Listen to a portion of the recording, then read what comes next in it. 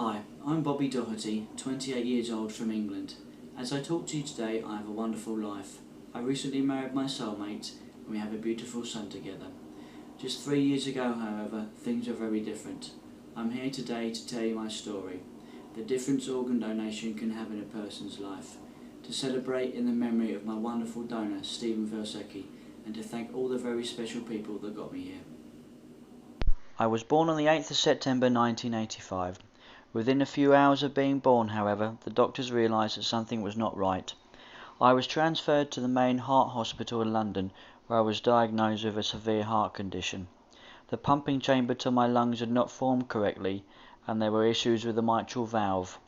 The doctors were not exactly sure how I was staying alive, and with no surgical intervention available at this time, my mum was told to take me home and I'd be lucky to see my first Christmas. I did see my first Christmas, and to everybody's amazement, grew stronger and stronger.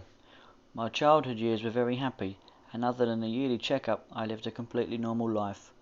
Although I was often quite blue in the lips, slightly smaller than my friends, and even doing a small amount of exercise would leave me short of breath, it never stopped me living life to the full.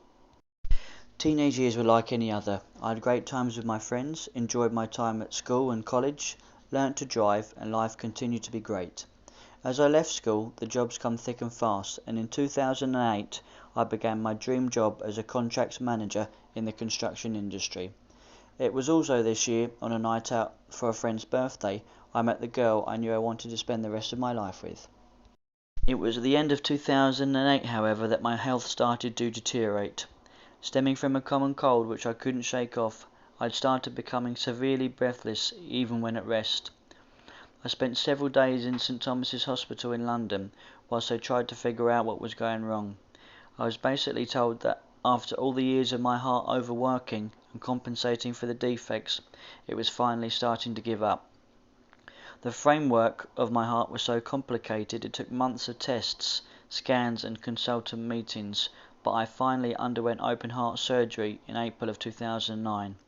They performed a bidirectional Glenn shunt procedure and a repair to the mitral valve. They hoped this would give me more blood flow to the lungs and therefore ease my severe breathing issues. To my devastation, the procedure was not successful. My heart was failing and no amount of plumbing was going to fix it. At this point, I was at an all-time low. I had to give up work, hadn't been out the house in months, and I got to the stage where I was unable to hold a conversation as I was so breathless. 9 months after the operation, the doctors finally concluded that it had not worked. At this point, I was told I had one final option, a heart transplant. It was a total shock. I remember coming out of the hospital and just crying my eyes out. A heart transplant seemed so dramatic, so final, and the whole process seemed so scary. It wasn't long until I was up at a specialist transplant hospital in Newcastle called the Freemans, some 300 miles away from home. They were going to assess me to see if I was a candidate for transplant. It was at this point you start understanding the whole process of transplantation, what they can achieve, and come to realise this really could be a great thing. If all went well, I could actually have a fully functioning heart in my body for the first time in my life. It was an agonising wait to see if I was allowed onto the list, and I was so excited when the call came to say I'd officially been added to the active waiting list. It didn't take long, however, for things to become more critical, and after around 2 months waiting at home, I was asked to come to hospital to see how I was. The heart function was so bad by this point, I was admitted into hospital to stay and wait for my transplant. They could monitor me more closely, and I was hooked up to machines with different drugs to help with the function of my heart. Weeks rolled into months and it was very tough. I was so far away from my friends and family. Mum wouldn't leave my side and we both missed Dad and the kids so much. Beck would work Monday to Friday, then Friday night do the 6-hour journey to Newcastle. We would spend the weekend together, then she would drive all the way back to go to work on Monday. Dad and my sisters and my brother, my nan and granddad travel up most weekends, and it took a toll on all of us. My family were always there for me and I can never thank them enough. It made me even more determined to stay strong and keep going. It was exactly 3 months to the day after I was admitted to hospital the time had finally come. They had found a heart which they were very hopeful about. The doctors and surgeons had been waiting for the perfect match, and this, it seemed, was the one. All we knew at this point was the heart had come from a 26-year-old male in the Belfast hospital. The time went in a flash, and before I knew it, they had been given the green light and I was on the operating table. When I said goodbye to Mum, I wasn't upset. I knew deep down everything was going to be okay. Everything was okay. When I woke up, the difference was already amazing. I had colour in my cheeks, my lips were pink, and I looked so healthy. This was it. This was my chance of a real life, and I was going to grab it with both hands. Everything went so smoothly, and it seemed like a miracle. Within 16 days I was allowed home. Before I travelled home, though, there was something I needed to do. I had to say thank you to my donor family. I discussed the matter with one of the transplant coordinators and asked how I went about it. I didn't know who I was writing to, and I wasn't allowed to put any detail in the letter, and even though it seemed impossible to put into words just how grateful I was, I needed them to know that their family member saved my life, and I was going to make the most of every single second his gift had given me. That letter was the start of something very special, and within 3 months we received 2 letters back. We learnt that the name of my donor was Stephen, and it was Stephen's mum Margaret and Stephen's sister Ellen who had written. When I read them, I just couldn't believe how lovely they were. They both seemed such strong and wonderful people. I could tell even from that early stage there was a special bond. The months went on, and as my health grew stronger, so did the relationship with Margaret and Ellen. Letters were going back and forth, and after a while the hospitals allowed us to contact each other direct. We began swapping photos, and it was lovely to put faces to names. It was very difficult for me to look at the photos of Stephen at first. It took me several weeks from receiving them to finally look at them. For me it was the final step. This wasn't just an organ anymore, it was a real person, a son, a brother, a nephew, who was cruelly taken away from this world at just 26 years of age.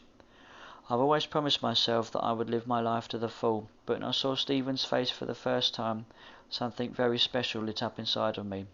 I wanted to make him proud, his family proud, and I was determined to be as healthy as I could and make the most of his extra special gift. A year after my transplant, Beck and I had our first baby. It was such a fantastic time, and all seemed too good to be true. Just over a year ago I was on death's door, and now I was a father to a beautiful, healthy baby boy. This baby would not be in the world if it wasn't for Stephen, so we named him Charlie Stephen Doherty. We want him to always remember the man that saved his daddy's life. We were so excited when we wrote to tell Margaret and Ellen they were going to be a nanny and auntie. This may seem strange to some of you, but that's how we felt. Just through letters and photos, the bond was so strong, they felt like part of our family. We were over the moon when they accepted him into their lives, and we felt honoured and privileged we could share such a wonderful time with them. Beck and I had always discussed one day meeting Margaret and Ellen, but with them being so far away in America, it seemed nearly impossible. I had decided to compete in the 2012 Transplant Games and told Margaret all about them. We joked about Margaret coming over to watch me compete, but little did we know that Margaret was determined to come.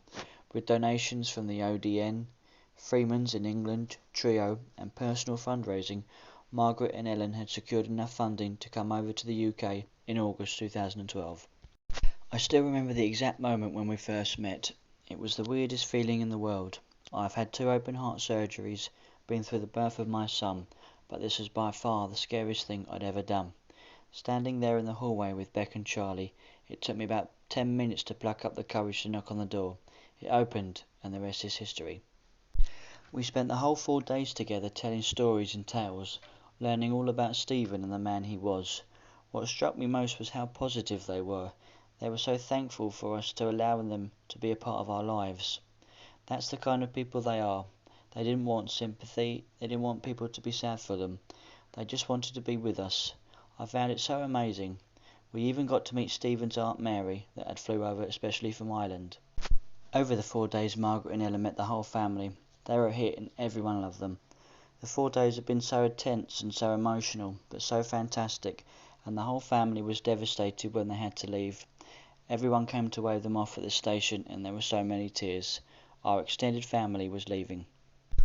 We had such a good time together, and I knew it wouldn't be too long before we saw them again. Beck and I knew we really wanted Margaret and Ellen at our wedding. To our joy they accepted and came back over in June 2013. It was a magical day, and having them both there made it even more special. Altogether, we formed such a special relationship, which seems so weird to others, but so wonderful to us. I am truly blessed to have them in my life, and it's a privilege to be able to share everything with them. Allowing them into our lives feels like I am giving a tiny bit back to the family that has given me so much. How do I put into words how thankful I am to Stephen for the most wonderful gift of all? I just can't. This man literally has brought me back from living hell where I was slowly fading away. He has made me healthier and happier than I could ever dream of. The quality of life I now have almost seems like a miracle. I now play squash, football and golf. Stephen has given me the ability to run around the park with Charlie, take him swimming and do all the things a dad should be doing with his little boy. I hope that by hearing our story, you are able to understand just how much a difference organ donation makes and how important Stephen and his family continue to be in our lives. Thank you all so much for giving me your time, and a special thank you to the ODN for allowing me to do this video. Hope you all have a great afternoon. It's now my honour to pass you over to the wonderful Margaret Velsecki.